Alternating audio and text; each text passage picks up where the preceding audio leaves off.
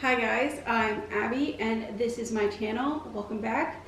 Today we are going to be making a pie in celebration of Pi Day, which is on Sunday, March 14th. If you don't know, Pi starts with 3.14 and March is third month, 14th of the day, so it is Pi Day. I remember celebrating this in school, so now I'm going to celebrate it by making a pie. We're going to start off by making the crust, but today we are going to make a very spring-oriented pie. Since spring does start next week, I think it'd be appropriate to make a very spring-oriented pie, so we're making a lemon raspberry pie. But we're going to start off with the crust. I got all my ingredients ready. Let's get started. So to start off with the crust, even though it does take a little bit of time, it makes the pie so much better. But we are going to start off by combining some of our ingredients. We're going to do 1.5 cups of just plain flour. And then we are going to add in a teaspoon of salt. And I'm just going to quickly whisk those two ingredients together. I will have the ingredients and the instructions down below in the description box if you so choose to make this. And next I'm going to add in a whole stick of butter. I just got this out of the fridge. It's nice to keep your butter as cold as possible, especially making pastry dough or a pie dough. It helps with the flakiness. But I'm just gonna take a knife and cut small pieces of the butter, even though we are gonna use the whole stick. Gonna cut in small pieces at a time and add it into the flour and salt. And then I'm going to use a pastry mixer. This is what it looks like. And then just kind of incorporate the butter slowly. If you don't have a pastry mixer, you can either go buy one or I know a lot of people make their pies in a processor. You can probably go a little quicker. It's not too hard to incorporate the butter in with a pastry mixer. I'm just gonna slowly add in the butter, and it sometimes does get clumped in there. You can just take your finger and kind of push it out or off and keep going.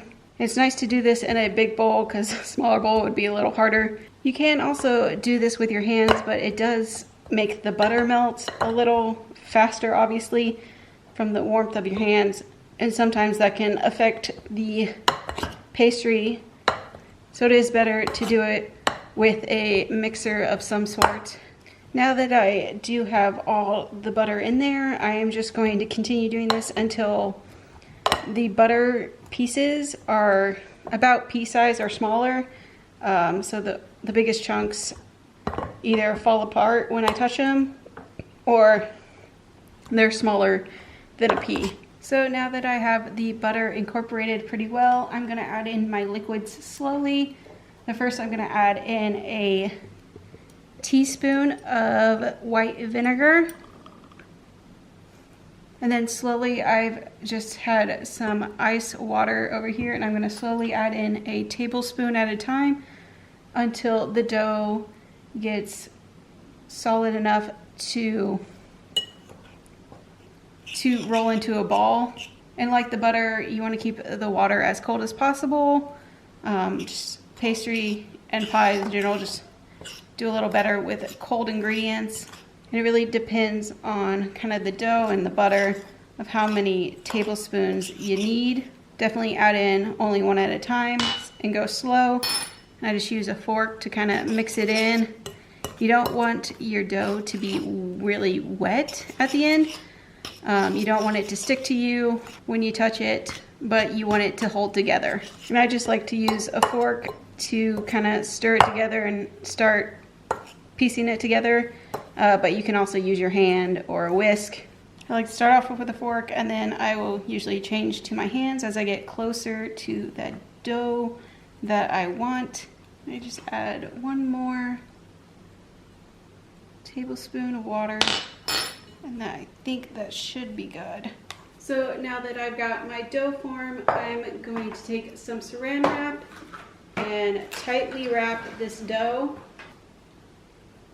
I'm gonna put my dough in there, kind of flatten it from a ball and kind of tightly wrap it, and then I'm going to stick it in the refrigerator for an hour and let it cool. All right, so our dough has been in the fridge for an hour. Now we're just going to roll it out and put it into a pan. So I got a roller, and I'm gonna take some flour and spread it on to the counter and to the roller so the dough does not stick. Get it nice and coated.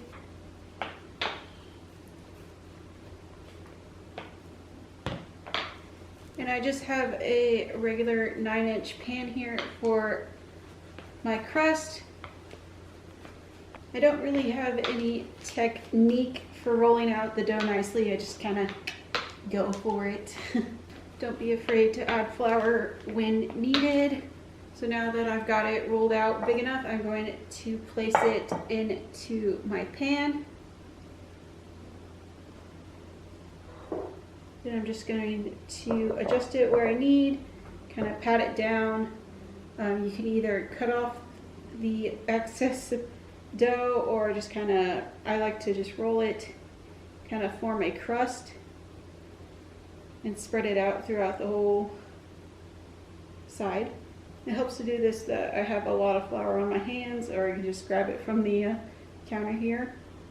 Now that we have our crust formed, we're actually going to put it back in the fridge for another hour, but we only have to wait about 30 minutes till we start making the filling and getting the oven ready to actually bake it.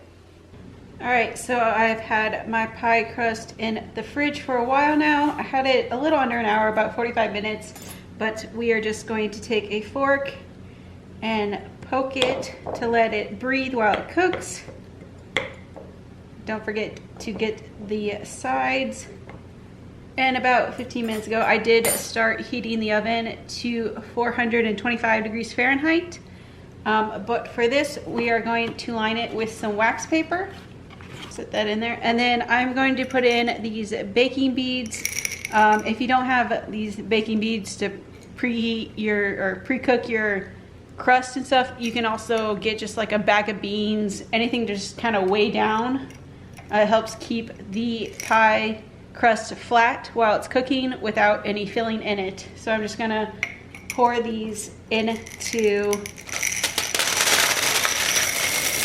the wax paper and then just kind of spread them out all along the sides, kind of smooth down the wax paper. And like I said, this just helps keep it down. So you want to spread it kind of to the edges, and these are just little ceramic beads that kind of retain the heat. That's why you can also use like beans or anything that will help just weigh it down and then also kind of retain the heat to help it cook still.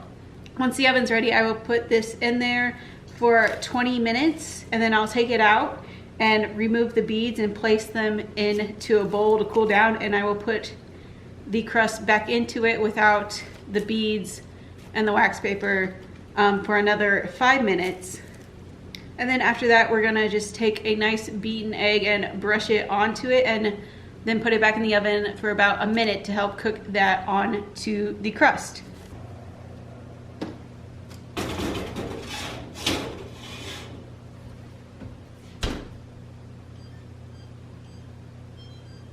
That will be in there for 20 minutes.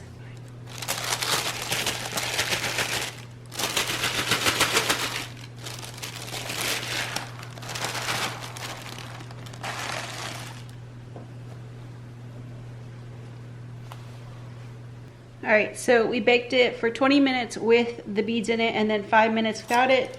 But now we're gonna take just a beaten egg here and brush it onto the pie. And we're gonna put it back into the oven and bake it for a minute or two so the egg can cook. And it creates a nice glaze on our pie crust. Then once that is done, we can start making the filling and then cook the whole pie. So now that we've taken our fully pre-baked crust out of the oven. We're going to make our filling while it cools a little. We want to put the filling in while it's still warm and then bake it all together, but we're going to let it cool a little bit. So now we're going to start on the filling. We're going to put in 1 cup of sugar. Then we're going to add 3 tablespoons of flour. We're going to quickly just take a fork to sift those together. Just kind of get the chunks out of the flour and sugar as much as possible before we add in liquids. Next, we're going to add in 3 eggs.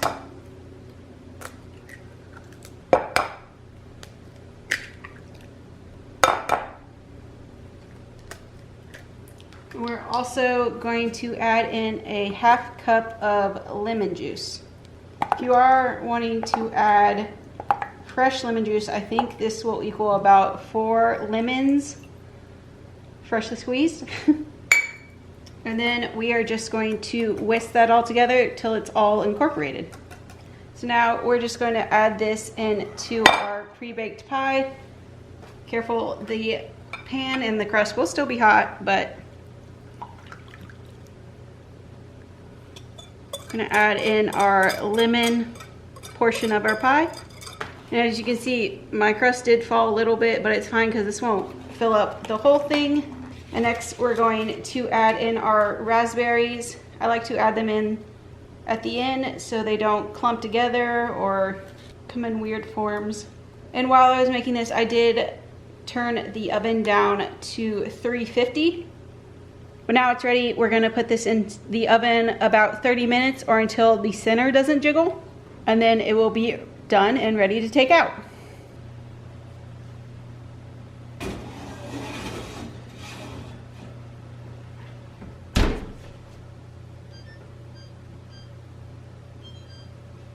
All right, so we got our finished pie out of the oven and it has been cooling for a while, so now we can just do the last step, which is just pouring some nice powdered sugar over top of it. I just like to take a small sieve and take a spoonful and kind of dust it on there lightly. And there we have our nice finished lemon raspberry pie with a sweet coating of sugar. Now you can just serve it up and have it nice for this spring and summer. So our pie is ready to serve. I hope you guys enjoyed this video and celebrate or make a pie on Pie Day, which is Sunday. I remember eating pie in math class in school growing up, and so it's nice to finally make a pie and celebrate the day outside of it. I know it can add a while and take some time, but it really is worth it to make the crust yourself. It's not that hard. It just takes some time to rest. But we have a nice, lovely summer, spring pie to eat. But I will see you guys in the next video. Remember, instructions and ingredients are going to be down below in the description box. I will see you guys in the next video. Until then, remember, if you want to be someone, why not be you? Bye, guys.